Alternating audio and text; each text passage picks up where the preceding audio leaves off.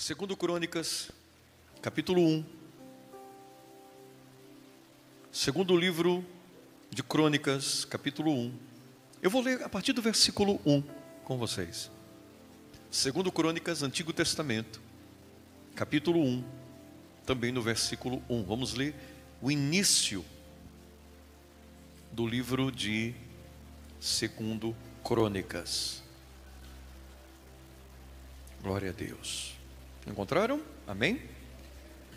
Diz assim: Salomão, filho de Davi, estabeleceu-se com firmeza em seu reino, pois o Senhor, o seu Deus, estava com ele e o tornou muito poderoso. Salomão falou a todo Israel, os líderes de 1000 e de 100, os juízes, todos os líderes de Israel, os chefes de famílias. Depois o rei foi com toda a assembleia ao lugar sagrado, no alto de Gibeon, pois ali estava a tenda do encontro que Moisés, servo do Senhor, havia feito no deserto. Davi tinha transportado a arca de Deus de Kiriat Jearim para a tenda que ele tinha armado para ela em Jerusalém. O altar de bronze de Bezalel, filho de Uri e neto de Ur, estava em Gibeon, em frente do tabernáculo do Senhor. Ali, Salomão ofereceu ao Senhor 1000 holocaustos sobre o altar de bronze na tenda do encontro. Naquela noite, Deus apareceu a Salomão e lhe disse: peça-me o que quiser, e eu lhe darei. Salomão respondeu: tu foste muito bondoso com o meu pai Davi, e me fizeste rei em seu lugar. Agora, Senhor Deus, que se confirme a tua promessa a meu pai Davi, pois me fizeste rei sobre um povo tão numeroso quanto o pó da terra. Dá-me sabedoria e conhecimento, para que eu possa liderar esta nação, pois quem pode governar este teu grande povo? Disse Deus a Salomão: já que este é o desejo do seu coração, e você não pediu riquezas, nem bens, nem honra, nem a morte dos seus inimigos, nem vida longa, mas sabedoria e conhecimento para governar o meu povo, sobre o qual o fiz rei, você receberá o que pediu, mas também lhe darei riquezas, bens e honra, como nenhum rei antes de você teve, e nenhum depois de você terá. Amém. Glória a Deus. O tema de hoje é o milagre da prosperidade. O milagre da prosperidade. É muito comum ouvir a história de Salomão na boca de muitas pessoas, principalmente o seu nome, o rei Salomão. E essa passagem, especificamente, ela é muito conhecida. Conhecida por quem conhece a Bíblia, conhecida por quem não conhece nada da Bíblia, mas já ouviu isso da boca de outra pessoa, ou já viu num filme, ou numa novela, ou sei lá, em qualquer outro lugar. Pois se fala muito dessa história. O que Salomão pediu para Deus, não é verdade? Tanto que se eu me arriscar a perguntar aqui qual foi o pedido, vai ser uma voz única. Vão dizer sabedoria. É assim ou não é, meus irmãos? Sabedoria. E isso não está errado, mas está incompleto. Não foi assim que aconteceu. E eu quero usar o que aconteceu com Salomão naquele dia, para que juntos possamos entender um pouco sobre o milagre da prosperidade. É importante partir de um ponto central dessa mensagem. Qual é? Se falando de prosperidade, não existiu um rei igual a Salomão. Não existiu. Falando de riqueza, falando de abundância, de bens, de glória, de honra. Uma honra, uma glória reconhecida por todas as nações da época. Pessoas vinham de longe, não apenas para entender a sabedoria e desfrutar dela, mas também presenciar toda a glória que Salomão tinha acumulado. Fortuna, riqueza. Salomão era realmente um grande homem no que se diz respeito à prosperidade, a recursos financeiros. Ele tinha o que nenhum rei jamais teve. E isso aconteceu porque foi o que Deus disse que daria para ele. Nós lemos isso agora. Nenhum rei antes de ti teve, e nenhum rei depois de ti terá toda a glória que eu estou dando para você. E é importante pensar assim, se você ler um capítulo anterior, eu estou no capítulo, um livro antes, eu estou no capítulo 1 de 2 Crônicas. Se você ler o último capítulo do livro de 1 Crônicas, você vai entender que Davi, o pai de Salomão, também foi extremamente bem-sucedido financeiramente. Um homem que possuía um nível de prosperidade financeiro extraordinário. E agora Deus está dizendo para Salomão: você vai ser muito maior do que o seu pai, inclusive. Você vai ter muito mais do que o seu pai teve. Diga glória a Deus aí, irmãos. É muita coisa, é muito grande. E hoje, falando de milagre, de prosperidade, eu quero que você entenda o seguinte: para que um milagre de prosperidade aconteça, para que você viva o milagre da prosperidade, e eu não estou falando de um milagre de prosperidade, entende a diferença? Um milagre é algo pontual, algo que vai acontecer no momento e vai suprir uma necessidade imediata, pontual. Algo que vem como uma providência divina e te socorre no momento de apuros, no momento em que aquela porta tem que se abrir. Isso é um milagre, uma bênção sobrenatural. Hoje eu quero falar sobre o milagre da prosperidade, o milagre de ser próspero, e não apenas viver pílulas de prosperidade, momentos onde a prosperidade chega, mas o que nós entendemos com a Bíblia, e olhando para a vida de Salomão, para a vida de Davi, para a vida de Abraão, para a vida de Isaac, para a vida de Jacó, para a vida dos grandes patriarcas, nós vamos entender que essa prosperidade não é pontual, ela envolve todas as áreas da nossa vida, em nome de Jesus, amém? E ela é duradoura. E como se vive isso? Como é possível viver isso? Primeira coisa que eu quero que você entenda, por favor, me entenda.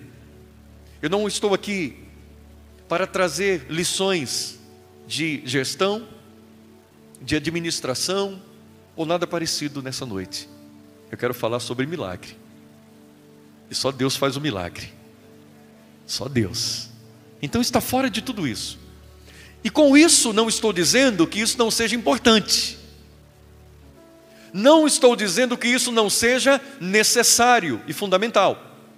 Por favor, me entenda. Mas hoje eu quero falar somente de milagre. E esse milagre de Salomão nos ensina como viver, como ter a base dos milagres na nossa vida, sobre prosperidade. Primeira coisa que eu quero que você entenda: um dia Deus vai até Salomão de noite, e Deus diz assim: Salomão, o que você quer de mim? Me peça qualquer coisa, e eu vou te dar. É só pedir. Eu quero que você se coloque no lugar de Salomão agora. Você, Deus chega para você e Ele diz assim: me peça qualquer coisa mesmo, e eu vou dar para você. É bom ou não é isso, meu irmão? Você consegue se imaginar numa situação como essa? Isso é maravilhoso. Peça o que você quiser. Salomão viveu isso. Ele experimentou essa experiência. Mas eu quero voltar um pouquinho, para você entender como isso aconteceu. Como Salomão pôde viver essa experiência, que mudou a sua vida completamente. Salomão assumiu o reino do seu pai Davi, o grande rei. Um homem que teve uma administração que começou ainda antes de ser coroado rei. Salomão herdou um reinado rico, próspero, mas com muitos inimigos, com muitos problemas, com muitas questões, inclusive com algumas divisões. Era um reinado complexo, ao mesmo tempo que grande e poderoso.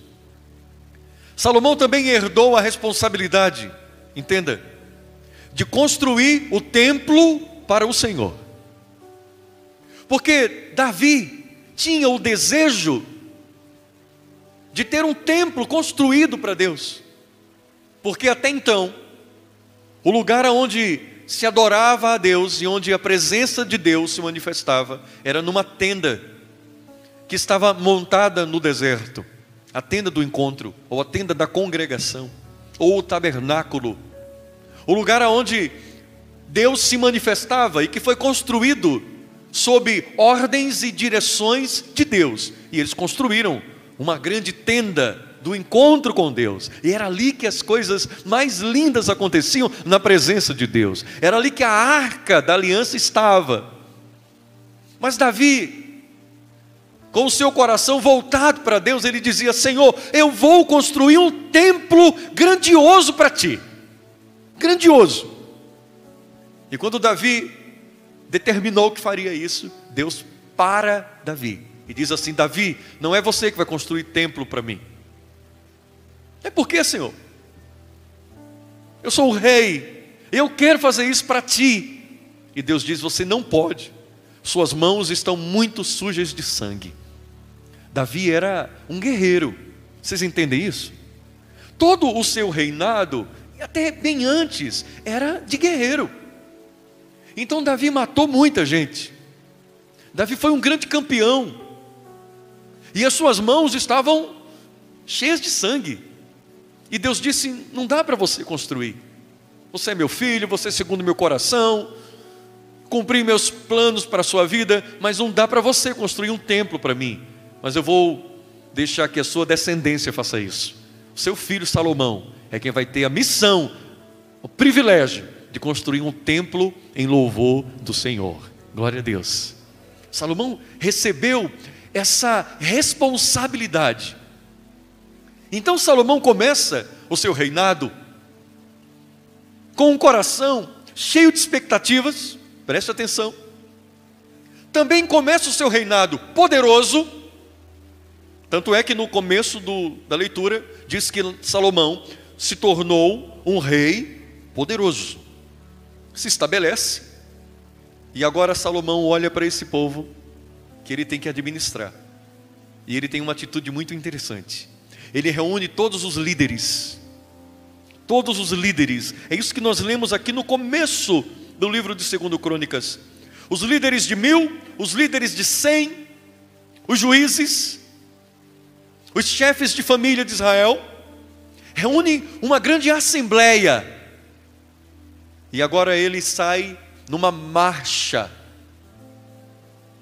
Com essa assembleia, ele sai do palácio, e eles vão caminhando em direção ao lugar chamado Gibeon, porque nesse lugar havia um altar de bronze, o altar de bronze de Bezalel. Era ali onde se ofereciam ofertas e holocaustos ao Senhor. E ele vai para aquele lugar, carregando aquela assembleia junto com ele. E a Bíblia diz que ele leva para louvor e glória para o Senhor 1000 ofertas, 1000 holocaustos. E ele chega nesse lugar e ele oferece, junto com a sua assembleia, 1000 holocaustos ao Senhor. É glória para Deus, é louvor para Deus. está tudo preparado. Salomão está no meio dos sacerdotes, e os sacrifícios vão chegando, e eles sacrificam os animais, e eles colocam sobre o altar, e aquela oferta, ela é queimada, e segundo o que nós aprendemos com a palavra, a oferta queimada subia como um cheiro agradável para o Senhor Deus Todo-Poderoso. Era louvor, era glória, era honra para aquele que é Senhor de todas as coisas, o Senhor de Davi, o Senhor de Salomão. E durante muito tempo eles fazem isso. Imagina 1000 holocaustos, provavelmente 1000 bois. Imagina um rebanho desse tamanho abatido. Eles estavam exaustos depois que terminaram. Eles estavam esgotados depois de fazer isso. Adoração, louvor. E naquela noite Salomão dorme, talvez ainda com o cheiro do sangue dos animais na sua roupa, na sua barba, sobre o seu corpo. O cheiro do sacrifício de louvor oferecido ao Deus Todo-Poderoso. O cheiro da fumaça que subia ainda estava nas suas roupas, ainda estava sobre todos os homens daquela assembleia. E ele dorme. E é nesse contexto, é nesse cenário, que a Bíblia diz que o Senhor vai até ele e diz: Salomão, agora me pede o que você quiser, que eu vou te dar. E o pedido de Salomão é esse: Senhor, tu tens sido muito bom com meu pai.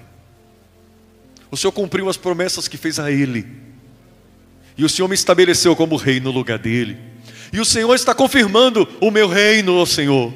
O Senhor é muito bom, o Senhor é maravilhoso. Sabe o que Salomão estava dizendo? É por isso que eu estou aqui te louvando, é por isso que todos esses homens foram trazidos aqui para exaltar o nome do Senhor, é por isso que eu ofereci tudo isso no teu altar, porque o Senhor tem sido maravilhoso comigo, e eu te louvo, eu te exalto.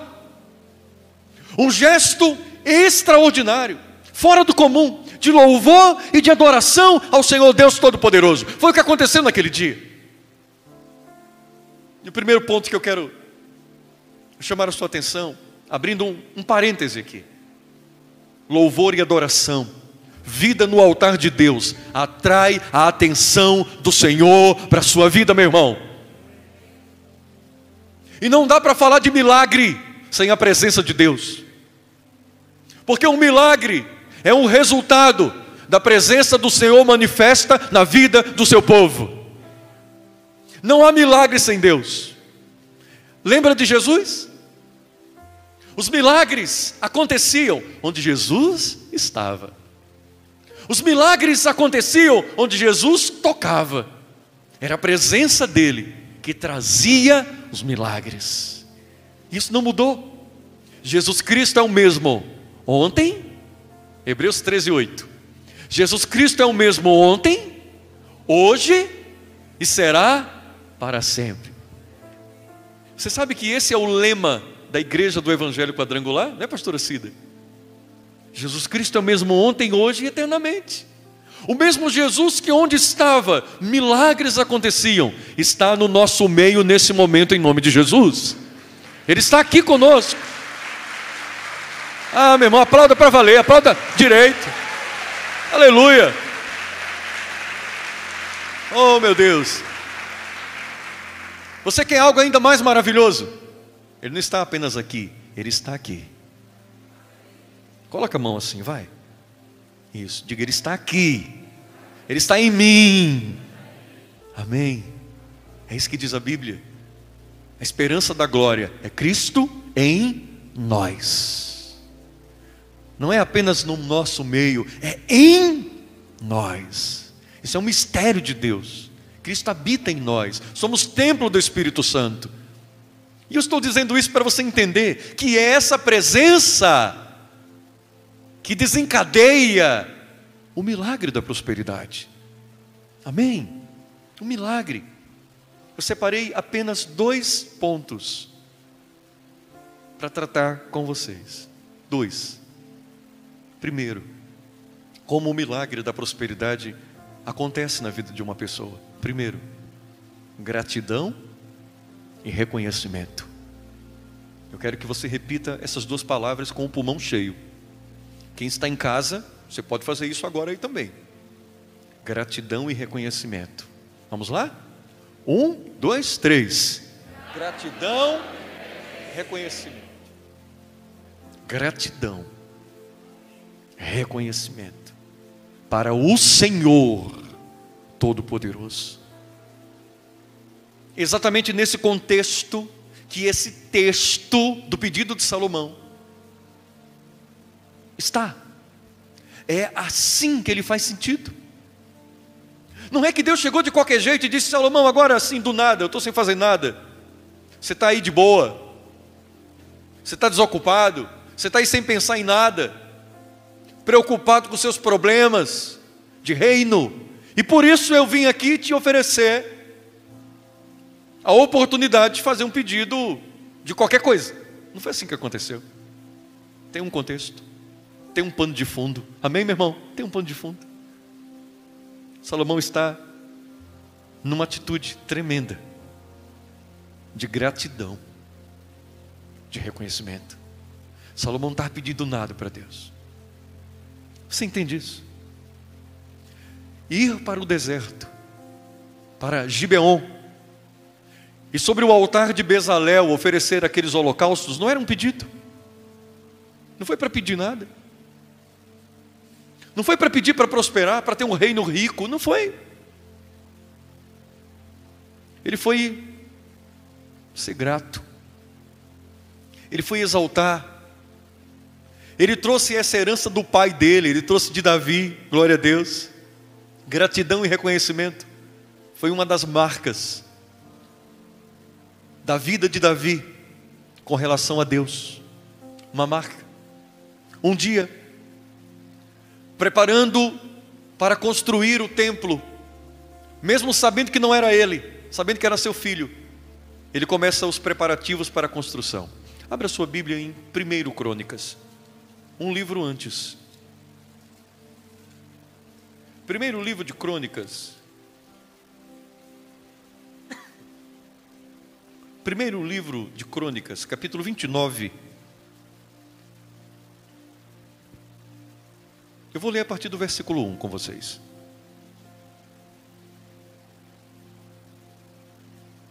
Primeiro Crônicas, capítulo 29, versículo 1. Encontraram? Amém? Eu quero que você fique atento aos números, tá bom? Aos números. Então o rei Davi disse a toda a assembleia: Deus escolheu meu filho Salomão e mais ninguém, mas ele é jovem e inexperiente e a tarefa é grande. Para um pouquinho aqui. A gente começa a aprender algumas coisas aqui.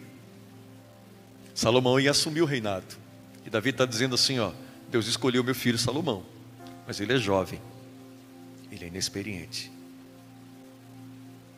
Eu entendo por que quando Salomão assumiu, ele vai diante do Senhor daquele jeito, porque ele tinha um reconhecimento de quem ele era. Ele sabia que ele era pequeno, que ele era inexperiente, e ele precisaria totalmente do Senhor na sua vida. Amém? Continua. Ele é jovem e inexperiente, a tarefa é grande, pois o palácio não será feito para homens, mas para o Senhor. Ele está falando da construção do templo, que não vai ser para homens, vai ser para Deus, para o Senhor. Continua, o nosso Deus. Forneci, é Davi falando, forneci grande quantidade de recursos para o trabalho do templo do meu Deus: ouro, prata, bronze, ferro e madeira, bem como ônix para os engastes, e ainda turquesas, pedras de várias cores, e todo tipo de pedras preciosas e mármore. Além disso, pelo amor ao templo do meu Deus, agora entrego das minhas próprias riquezas. Para aqui um pouquinho. Davi primeiro está falando do que ele deu da sua gestão.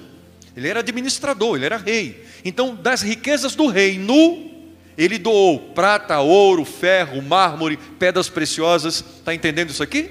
Isso é a atitude de Davi, de reconhecimento, de gratidão para a construção do templo. Continua. Agora ele começa a falar de um outro nível. Ele fala do que era dele, do que era dele. Versículo 3: além disso, pelo amor ao templo do meu Deus, agora entrego das minhas próprias riquezas, está falando de patrimônio pessoal, ouro e prata para o templo do meu Deus, além de tudo o que já tenho dado para este santo templo. Ofereço, pois, 105 toneladas de ouro puro de Ofir e 245 toneladas de prata refinada para revestimento das paredes do templo, para o trabalho em ouro e em prata, e para todo o trabalho dos artesãos. Agora quem hoje está disposto a ofertar dádivas ao Senhor. Então os chefes das famílias, os líderes da tribo de Israel, os comandantes de 1000 e de 100, os oficiais encarregados do trabalho do rei, ofertaram espontaneamente para a obra do templo de Deus. Eles deram 175 toneladas de ouro e 10.000 moedas de ouro, 350 toneladas de prata, 630 toneladas de bronze e 3.500 toneladas de ferro. Quem tinha pedras preciosas deu para o depósito dos tesouros do templo do Senhor, cujo responsável era Jeiel, o Gesonita. Para aqui um pouquinho. Você teve noção do que aconteceu aqui? A quantidade de recursos que Davi tirou dele, do templo, do reino, e dos seus oficiais, de forma voluntária, foi extraordinário. É um número que hoje é completamente fora da realidade do mundo. Eram toneladas de ouro, toneladas de prata, toneladas de bronze, de ferro. Era extraordinário. Agora eu quero chamar a sua atenção para o versículo 14. Capítulo 29, versículo 14. Olha o que é reconhecimento, e você vai entender o que eu estou falando. Capítulo 29, versículo 14. Mas quem sou eu? E quem é o meu povo? Para que pudéssemos contribuir tão generosamente como fizemos. Tudo vem de ti, e nós apenas te demos o que vem das tuas mãos. Continua. Diante de ti somos estrangeiros e forasteiros, como os nossos antepassados. Os nossos dias na terra são como uma sombra, sem esperança. Ó Senhor, nosso Deus, toda essa riqueza que ofertamos para construir um templo em honra ao teu santo nome, vem das tuas mãos, e toda ela pertence a ti. Para aqui. Davi estava dizendo assim: Senhor, nós oferecemos tudo isso, mas quem somos nós para te dar alguma coisa? Você entende isso, meu irmão? É Davi dizendo assim: ó, eu estou dando, mas não é meu não, Senhor. Quem sou eu para ter tudo isso? Isso aqui não é meu, isso aqui é teu. Isso aqui veio das tuas mãos. Então eu estou te dando, mas eu tenho plena consciência de que tudo isso é teu e está em nossa vida por misericórdia tua. Ele está dizendo: nós somos estrangeiros nessa terra. Ou seja, essa terra é tua, a gente está aqui, mas ela é tua. Ela não é nossa, é tua. Então toda honra, toda glória, toda riqueza é do Senhor. Reconhecimento. Reconhecimento. Aleluia. Então é importante entender isso aqui, ó. Quando eu vejo Salomão vivendo um esplendor, vivendo um nível de prosperidade tão grande, eu preciso entender em que base essa prosperidade está consolidada. De que forma essa prosperidade, ela se formou, não foi do nada. Foi a partir de uma plataforma de vida, de gratidão e de reconhecimento a Deus. Então, por favor, entenda. Viver milagres de prosperidade, ou viver o milagre de ser próspero, precisa de uma base para isso ser construído. E essa base, de forma alguma,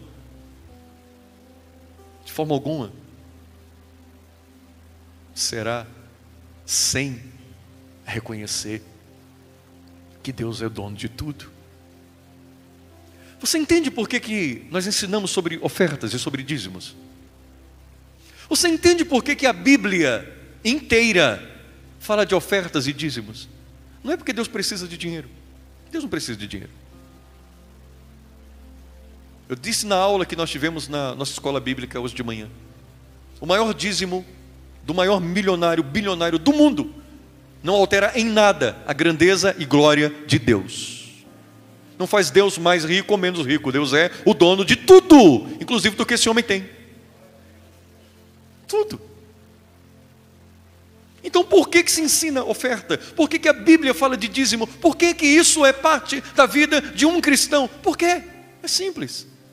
Porque ser dizimista, ser ofertante é um gesto de reconhecimento. Eu não altero Deus entregando isso. Eu não aumento ou diminuo Deus entregando ou não entregando. Mas quando eu faço isso, eu entendo que Ele é o dono de tudo. E faço porque entendo. Quando Davi entrega ao Senhor diante do altar o seu melhor, ele está dizendo: eu reconheço que eu dei, mas não foi meu, foi de Deus. Eu reconheço. É reconhecimento. Você está me entendendo? Amém? Salomão fez a mesma coisa, porque a base de Salomão era a mesma. Salomão recebeu isso do seu pai, e agora rei, ele traz isso e ele consolida o início do seu reino em cima dessa base, dessa estrutura de gratidão e de reconhecimento. Então, por favor, entenda, quando Deus vai a Salomão e diz: me pede o que você quiser, Deus está dizendo isso em cima de uma vida preparada com gratidão e com reconhecimento à grandeza do Senhor Todo-Poderoso.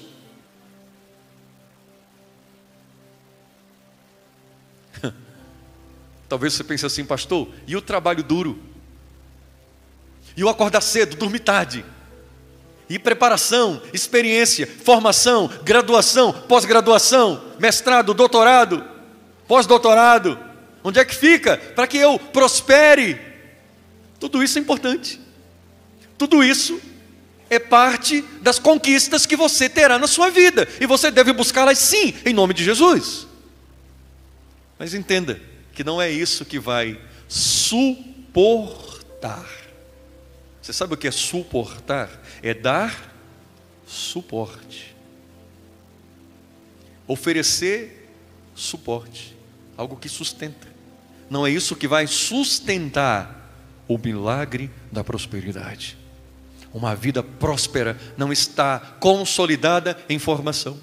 Uma vida próspera não está consolidada apenas em recursos humanos ou um nível de desenvolvimento pessoal. Uma vida que vive um milagre, eu estou falando do milagre da prosperidade, ela é construída em cima de dependência de Deus, reconhecimento, louvor e gratidão ao Senhor, que é dono de toda prata, todo ouro, toda glória e toda majestade. É assim que eu vivo o milagre da prosperidade. Glória a Deus, aleluia. Então você entende agora. Entende agora? Ah, se fosse comigo. Ah, se Deus chegasse e dissesse: Maria, João, Júnior, peça qualquer coisa. Ah, eu queria, Senhor, faz hoje, faz hoje. Deus está dizendo: tá bom, seja como Salomão. Tem um nível de gratidão que Salomão teve. Tem um nível de reconhecimento que Salomão teve. Vocês entendem? Amém, meu irmão? Glória a Deus. Segundo ponto. Primeiro é gratidão e reconhecimento. Segundo, coração no Senhor. Isso é muito forte. Coração no Senhor. Coração no Senhor. Sabe o que Jesus disse um dia? Ele disse: aonde está o seu coração, ali está o seu tesouro. Aonde está o seu coração, ali está o seu tesouro. Onde estava o coração de Salomão? Coração, estou falando de interior. Eu vou te mostrar onde estava o coração de Salomão. Capítulo 1 de 2 Crônicas, o livro que nós lemos, inclusive o texto que nós lemos.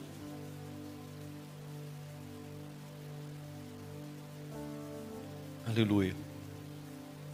Capítulo 1, versículo 9.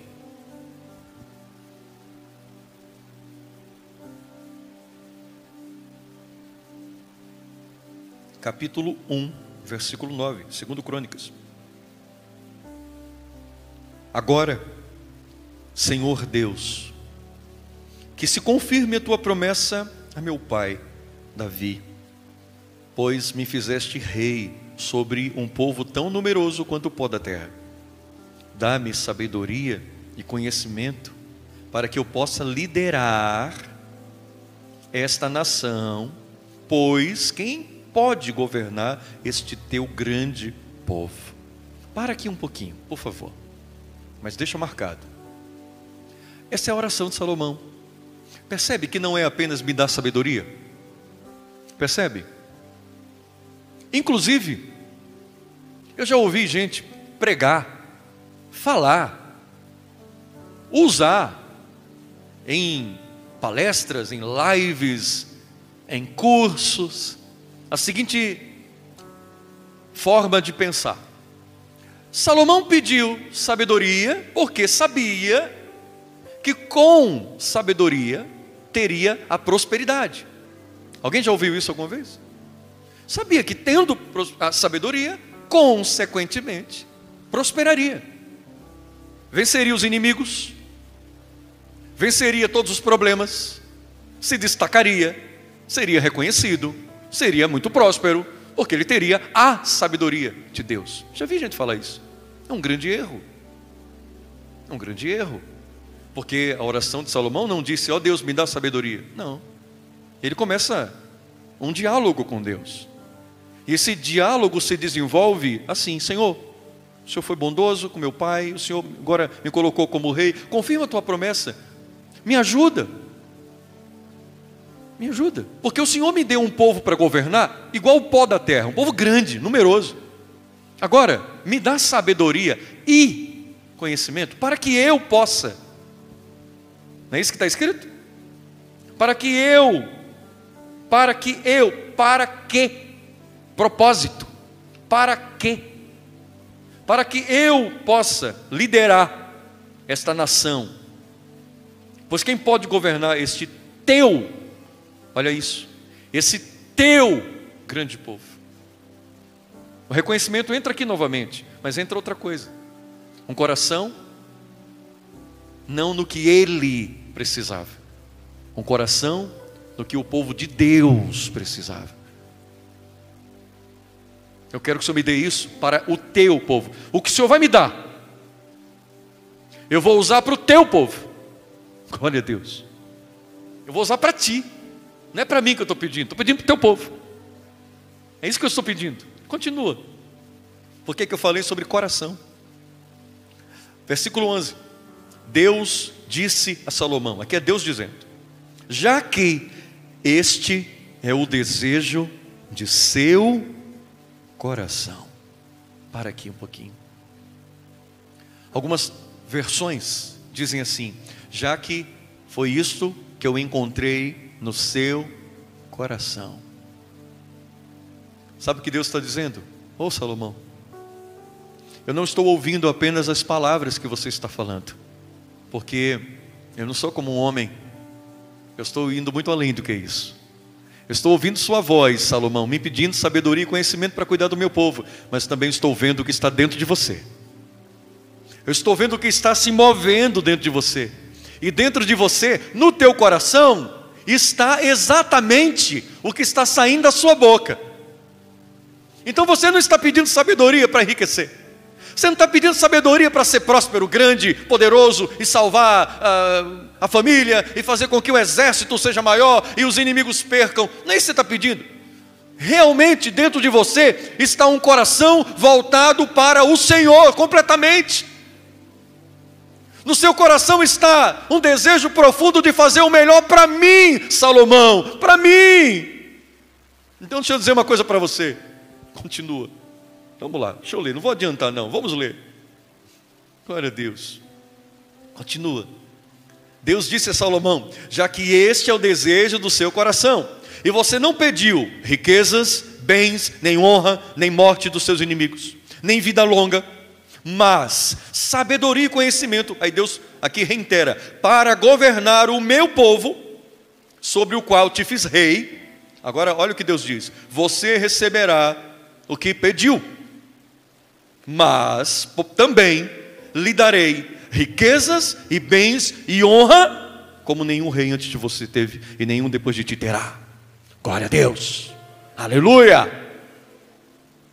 Deus está dizendo assim, ó: Salomão, presta atenção, você não pediu riqueza, você não pediu glória, você não pediu tudo isso, você pediu sabedoria para cuidar do que é meu. O que você pediu, eu estou te dando agora, receba. Mas presta atenção, tudo que você não pediu, eu te dou também. E eu vou te dar de um nível que ninguém jamais viu, ninguém jamais teve. Eu vou te dar muito mais do que jamais imaginaram. Eu vou te dar um milagre da prosperidade. Você será próspero em tudo que você fizer. Você terá abundância em tudo que você fizer. O mais lindo é que esse milagre de prosperidade não nasce de se buscar a prosperidade. Nasce de ter um coração no Senhor. Aleluia. Livro de Mateus, capítulo 6, versículo 33. O que está escrito lá? Mateus capítulo 6, versículo 33. Busquem, pois, em primeiro lugar, o reino de Deus e a sua justiça, e todas essas coisas lhe serão acrescentadas. Não é a mesma coisa? Coloque seu coração no reino. Coloque seu coração em mim. E quando você coloca seu coração em mim, eu serei o primeiro lugar na sua vida. Entenda, é sobre esta base que o milagre da prosperidade ele acontece. É assim que as coisas acontecem. Por favor, entenda. Não estou fazendo nenhum tipo de crítica a trabalhar, sonhar, querer ter mais, projetar, ter metas, ter objetivos, planos, querer ter um salário maior, querer ter uma família próspera. Não estou falando nada disso. Por favor, me entenda. Estou falando sobre base. Tudo isso vai continuar acontecendo. Você vai trabalhar, você vai correr, você vai se formar, você vai melhorar, vai ter cursos, vai se profissionalizar cada vez mais. Mas a base não pode ser essa. A base onde o milagre da prosperidade aflora, acontece e se estabelece é gratidão e reconhecimento ao Senhor. E isso se mostra com ações. Isso se mostra com atitudes. Quando você olha para esses homens, você não vê palavras, você vê ações, atitudes. Esse milagre ele vai se estabelecer tendo como base um coração que coloca Deus em primeiro lugar. Eu aprendo mais com a oração de Salomão do que eu imagino. A oração de Salomão é mais profunda do que você jamais imaginou. E eu poderia cavar tantas outras revelações de Deus dentro desse mesmo texto. Mas por hoje, entenda qual é a base onde o milagre da prosperidade acontece, onde uma vida abundante e próspera se estabelece. Gratidão em reconhecimento. E segundo, um coração em Deus. Amém? Fique de pé no seu lugar. Fique de pé. É uma mensagem para você pensar, refletir, confrontar seus conceitos, preconceitos, sua mentalidade. E é exatamente assim que acontece, porque o Evangelho, a Bíblia, confronta a nossa mentalidade, quebra padrões que nós antes estabelecemos. Buscamos de uma pessoa, de outra pessoa, e estabelecemos padrões, forma de pensar, um conjunto de crenças. E pensamos que é assim, é assim, é assim, sobre várias coisas: dinheiro, família, casamento, filhos, vida, relacionamentos. Hoje Deus está quebrando padrões que estavam estabelecidos em você. Glória a Deus. Porque esse é o papel da palavra de Deus, meu irmão. A palavra de Deus não é para te deixar confortável, é para bater igual um martelo na sua cabeça e quebrar padrões. É assim que Deus faz. Deus vem sobre a nossa vida toda construída, achando que está tudo certo, que é assim, e assim estou agradando a Deus, e é assim que eu vou prosperar. E Deus, pá, dá uma pancada na gente e desmancha um monte de coisa que estava dentro de nós, construída, bem construída e sendo admirada por nós. Eu penso assim, olha que lindo. E eu exponho o meu pensamento para todo mundo. E Deus vem e diz assim: não é nada disso. Não é nada disso. É aqui. E hoje o Senhor te dá os verdadeiros padrões para uma vida que vive o milagre da prosperidade. Quanto mais você entender isso, mais você vai prosperar. Em nome de Jesus. Amém? Amém? Feche os seus olhos. Como Tu és maravilhoso, Pai. Como Tu és lindo, Jesus. Como Tu és grande. Como Tu és maravilhoso. Oh, Jesus, como nós precisamos melhorar, meu Deus, crescer, aprender. Quanto nós precisamos viver um quebrantamento, Senhor, do que pensávamos, do que entendíamos como certo. E ao conhecer a Tua palavra, isso cai por terra, isso é desconstruído. E uma vez que desconstruímos o que antes entendíamos, agora nós podemos olhar para o que Deus nos mostra como vontade dEle, como princípio, como padrão celestial. Glória a Deus. E nos ajuda a entender e a viver a vontade do Senhor.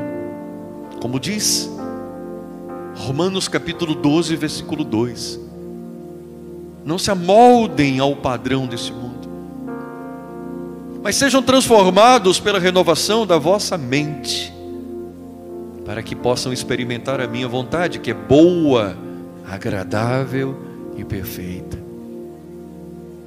Que assim aconteça conosco.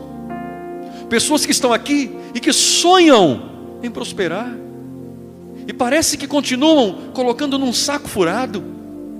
Pessoas que sonham em conquistar, meu Deus, um padrão de vida mais confortável para sua família. E isso é legítimo. Isso é legítimo. Mas não conseguem. Parece que as portas estão fechadas. Parece que a fonte nunca tem água.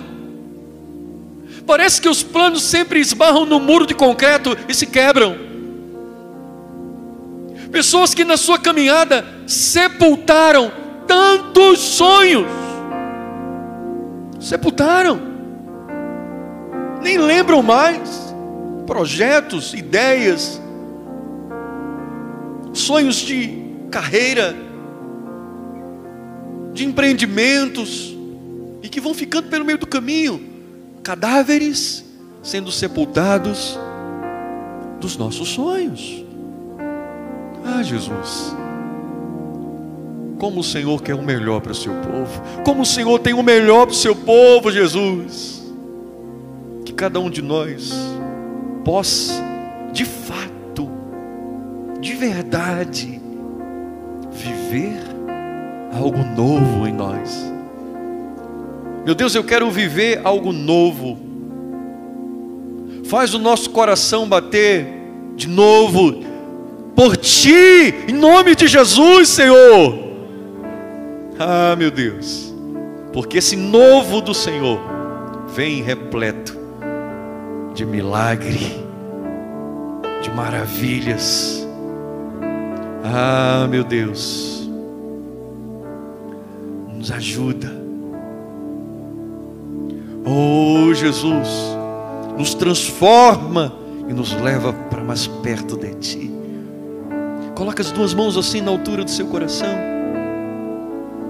Esquece do resto. Coração no Pai, coração no Senhor. Vem me visitar hoje aqui. Quero conhecer mais de Ti. Espírito vem, Espírito vem, Espírito Santo. Espírito vem, Espírito vem, Espírito Santo. Eu quero viver algo novo. Aleluia. Faz meu coração arder de novo, fazendo todo medo desaparecer, trazendo sobre mim um novo amanhecer. Eu quero viver algo novo. Levante suas mãos agora. Faz meu coração, Senhor. Vem me visitar hoje Glória. aqui. Tu és maravilhoso, Senhor. Levante suas mãos e adore. Eu quero conhecer mais de É noite de Ti. renovação, meu irmão. É noite de milagres. Espírito Vem, vem, Espírito Santo. Espírito vem, Aleluia. Espírito Santo.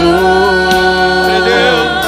Espírito vem, Aleluia. Espírito vem, Espírito Santo. Eu quero viver algo novo. Faz meu coração arder de novo, fazendo todo medo desaparecer, trazendo sobre mim um novo amanhecer. Eu quero viver algo novo. Aleluia. Salmos 81. Salmos 81. Aleluia. Versículo 13. Escute. Se o meu povo apenas me ouvisse, se Israel seguisse os meus caminhos, com rapidez eu subjugaria os seus inimigos e voltaria a minha mão contra os seus adversários. Os que odeiam o Senhor se renderiam diante dele e receberiam a sua paga. Mas eu sustentaria Israel com o melhor trigo e com o mel na rocha eu os satisfaria. Escute, por favor. Sempre que eu leio esse texto, é como se eu sentisse um anseio de Deus, sabe? Um uma respiração de Deus. Deus dizendo: ah, se meu povo me escutasse. Ah, se Israel apenas me ouvisse, eu os sustentaria com o trigo mais fino e saciaria com o mel extraído das rochas. É Deus dizendo: se o meu povo me entendesse, parasse de entender o que ele acha e entendesse a mim, minha palavra, eles viveriam o milagre da prosperidade. Que isso fique no seu coração e você saia daqui com resoluções, com decisões sobre você, sobre suas finanças, sobre sua família, sobre seu trabalho, seus projetos. Se for preciso reformular tudo, reformule, mas mexa principalmente no seu interior. Reconheça quem é o Senhor e seja grato, e coloque seu coração naquele que diz: me busca primeiro, busca o meu reino primeiro. Isso que você está precisando, tudo isso que você está precisando, eu acrescento na tua vida, em nome de Jesus.